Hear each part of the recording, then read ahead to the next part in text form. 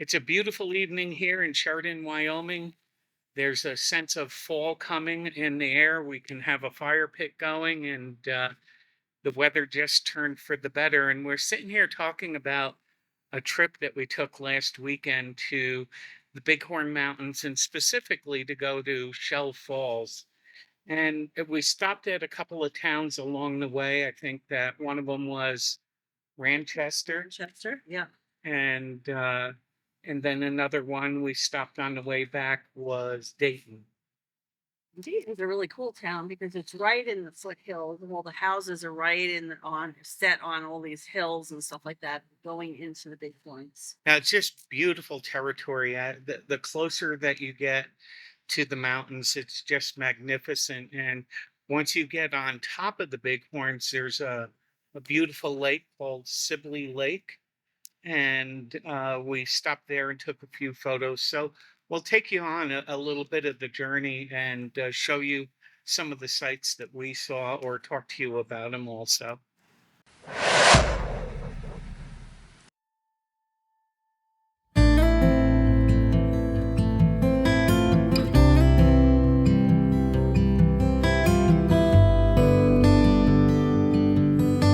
Before we leave, we like to make sure that we have everything set for our pets.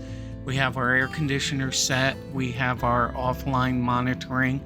We do put up a couple of blink cameras so that we could look in at them.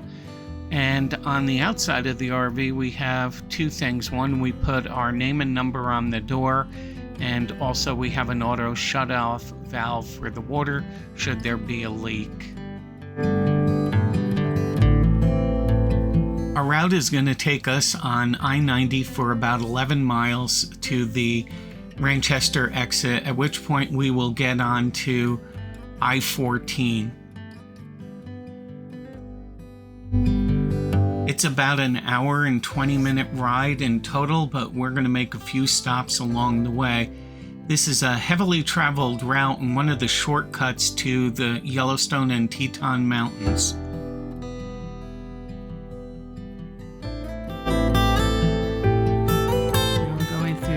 Town of Ranchester, very small town, not a lot going on there, but they do have one of the best bakery / coffee shops / lunch places around. It's called Nomadi, and we're going to go there right now.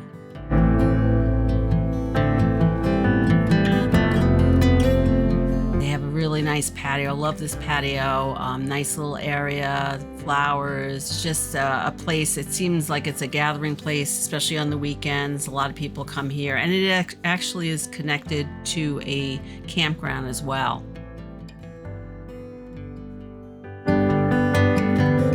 And then inside, you can see all the yummy things they have.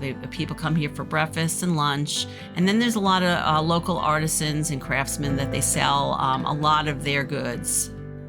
So it's a very interesting place to look at. And then, of course, here are all the yummy items, especially those scones.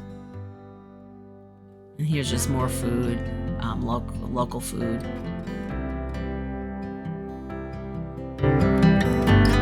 And then here's where we got. As we depart Ranchester, we're going to be passing briefly through the town of Dayton and then onto the foothills of the Bighorn Mountains.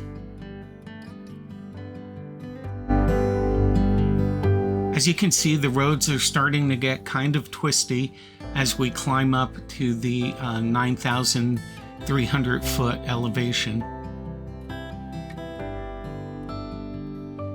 And we will also be coming to a place called Burgess Junction, and that's where 14 splits into 14 and 14 alternate, which is another route that you could take to the Tetons. It's much more twisty and it gets very high, but there's a lot of wildlife that we saw on that route when we took it last year.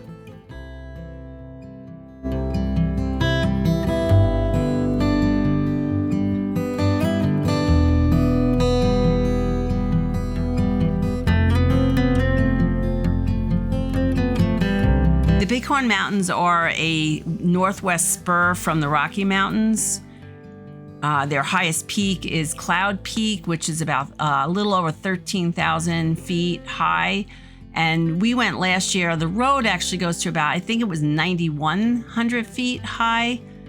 The weather up in the Bighorns is very much, very, very welcoming in the summer, because when we're in Sheridan and it's getting into the 90s, you go up to the Bighorns and it's 20 to 30 degrees cooler there. So it's always a nice break from the heat.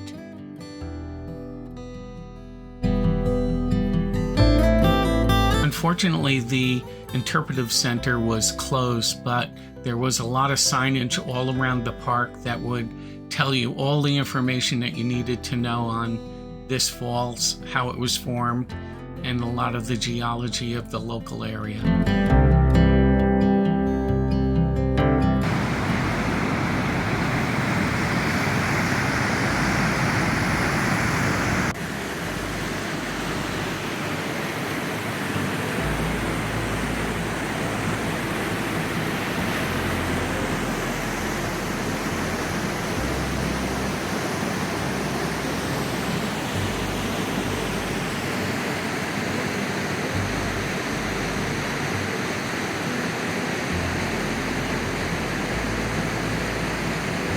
This is about our third take in trying to get this shot at Shelf Falls, but All right. I think we're finally on to something here. So we really suck at this.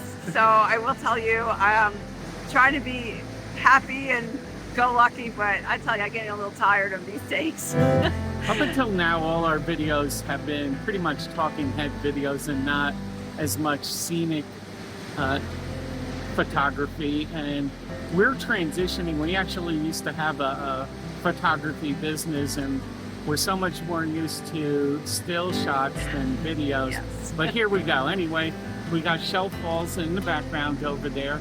It's quite beautiful. There's a lot of access ramps all over that you can get to see different vantage points. And what I like about it also, it's a beautiful waterfall, but it's also framed by all these different rock structures. So when you go to different vantage points, you're seeing different kind of rock. It is gorgeous, beautiful canyon that that waterfall is dropping into. So yeah, and really, the vegetation around here is very interesting. There's all sorts of signage calling out what you're looking at, and it's stuff that you wouldn't think typically would be in the high mountains.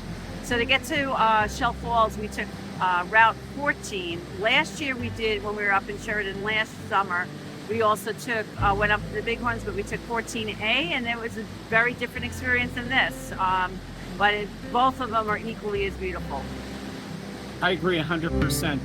They're different in their own ways. I think the 14A got up to 9,000 feet. There was snow on the ground while we were there, and hopefully we make it back this trip, and if we do, we'll show you those photos.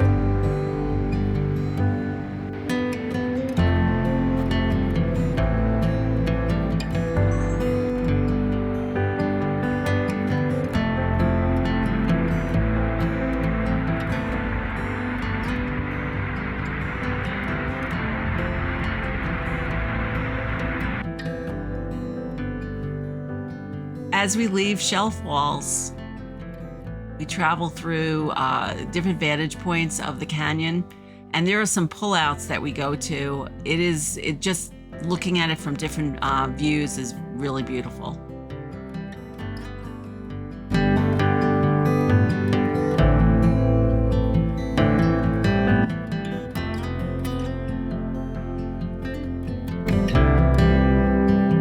And you can still see that water running down in the canyon. Just love the rocks. Beautiful, beautiful.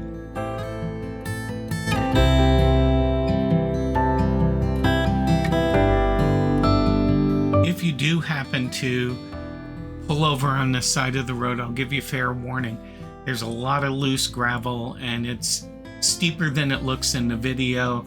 And I actually slipped and fell and was sliding down towards this gorge. So please be careful if you do this route. Yeah, but look how beautiful that rock is.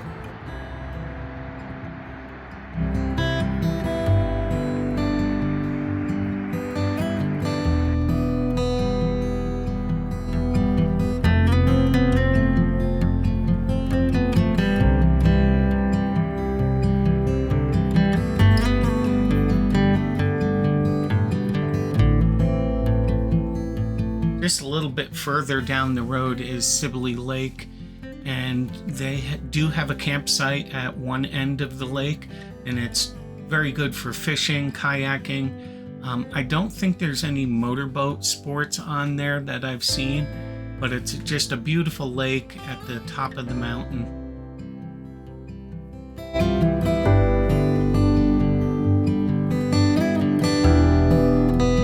As we continue our descent down into the valley, you can see some of the twisty roads that lie ahead. There's several great vantage points to pull over. There's also brake checkpoints because it is pretty steep going down, and some cars and trucks that are pulling trailers overheat. After our journey from the mountains, we decided to stop in the little town of Dayton. Mercantile is where we are, and it's dated back to 1882. Very unique place. A lot of little like old things and old furniture and just a lot of old items, but we came and we ended up getting chocolate malts and a grilled cheese, and then we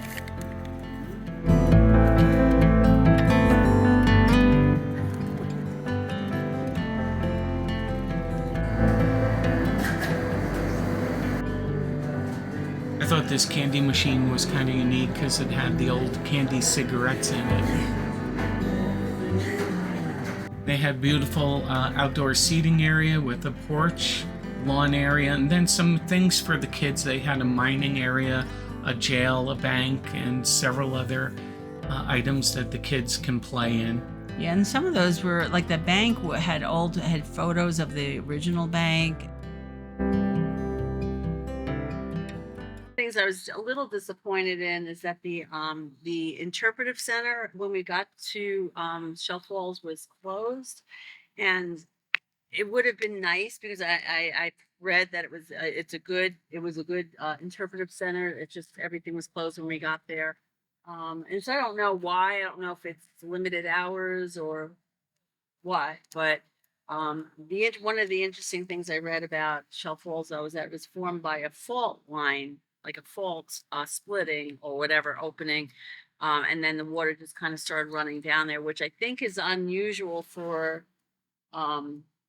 waterfalls to form that way, and that's also obviously how Shell Canyon started. So it's just interesting. I don't really understand a lot of the geology, but it's interesting.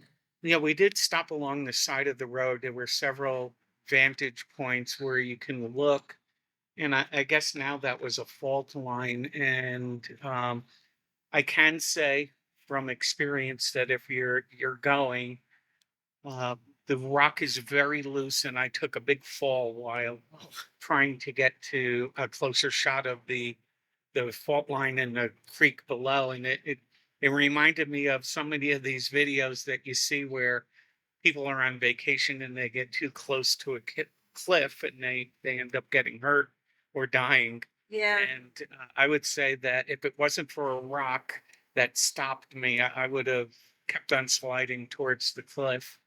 Yeah, and that was right after I told him, "Don't go, just stay where you are." I had found a path to go down that was safer, and he decided to go to this other path that was more, I think, straight down.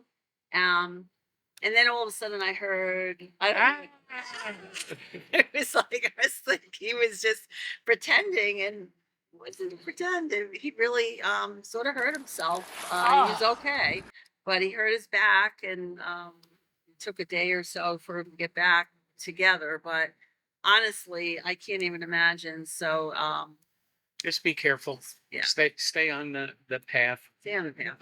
At Shell Falls itself, they have a lot of guardrails, and it's set up very nicely. There are a lot of stairs in certain places, so if you're not able to do a lot of stairs, you can still see, but you just can't get down as close to the falls. Yeah. Well, what's nice about it also, there were, I'd say, I think three different vantage points for the falls. We actually did sort of the offside ones first, and then the last one we did was the main one where you're facing the falls. But it's beautiful, beautiful rock formations.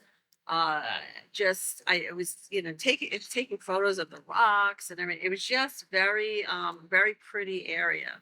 I mean, the whole all the bighorns are, so it's not like it's anything different. Just throwing another log on the fire. So yeah, it's really pretty up there. We had taken a trip last year. We had actually seen some wildlife, and I know people that went earlier in the season saw a lot of wildlife this year.